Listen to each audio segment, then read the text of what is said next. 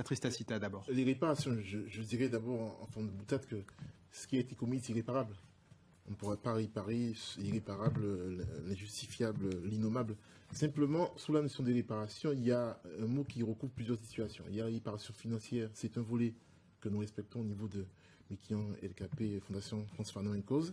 Mais il y a aussi ce que nous appelons, nous, à notre niveau, la réappropriation, la remise en état, c'est-à-dire que nous estimons que si réparation doit y avoir, entre guillemets, c'est une remise en état du droit, c'est-à-dire faire en sorte que tous les dégâts économiques et fonciers qui ont été commis en réparant ceux qui ont commis le crime par l'article 5 du décret d'abolition de l'esclavage, cette situation doit s'inverser au profit des victimes et faire en sorte que collectivement, par la réappropriation foncière, par une évaluation faite par des experts internationaux, il y ait une remise en état du droit qui effectivement constitue collectivement, entre guillemets, une réparation et non pas allouer de l'argent à un tel et un tel. Voilà comment nous concevons effectivement la remise en état du droit et la réappropriation collective.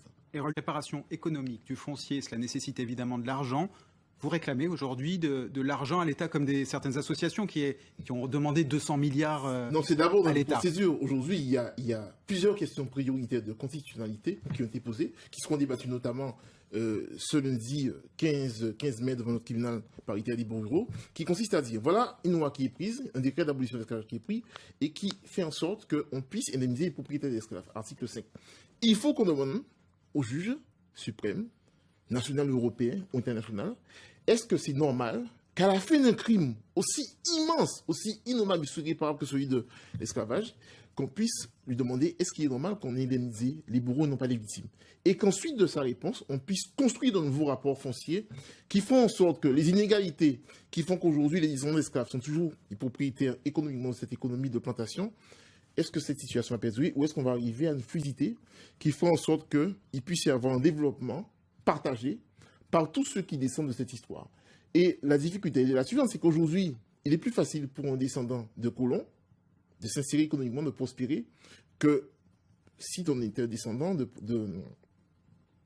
gens qui ont été condamnés par l'esclavage et qui ont subi l'esclavage.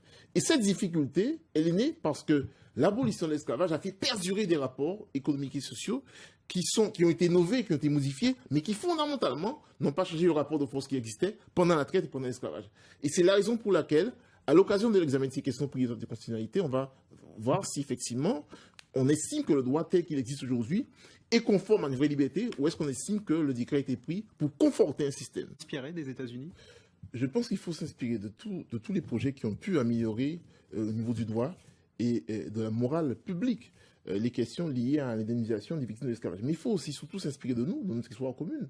Et nous disons aujourd'hui que ceux qui font avancer ces questions, ce sont bien sûr les avocats, les magistrats, mais ce sont surtout les associations de masse, les syndicats, les jeunes, les artistes, tous ceux qui, effectivement, sont en contact au quotidien de discrimination qu'ils vivent. J'écoutais monsieur l'huissier, mais il y a un gros problème également qui se pose, et nous avons demandé ça également au niveau des QPC.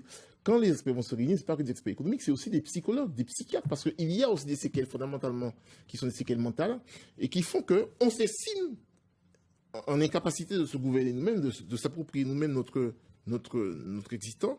Et ce sont les raisons pour lesquelles nous estimons que les mécanismes qui doivent être mis en œuvre sont économiques, mais aussi psychologiques, psychiatriques, et surtout doivent nous permettre d'inventer des mécanismes nouveaux. Par exemple, juste un exemple, vous avez aujourd'hui au niveau de Sainte-Rose des agriculteurs qui ont pris la décision effectivement de remettre en cause le fondement même de la propriété au sens où ils se demandent est-ce qu'on peut effectivement, parce qu'il y en a parmi eux qui ont découvert des documents où ils ont appris que par exemple le marquis de Capatado qui est l'auteur dit de Jamais qui est l'auteur de la CACL, que ce marquis avait acheté plusieurs de leurs ancêtres esclaves. Et juste pour vous dire que ces chaînes mentales sont des chaînes qui sont importantes et qui, à l'occasion des QPC, doivent donner l'occasion effectivement de faire en sorte d'améliorer la situation.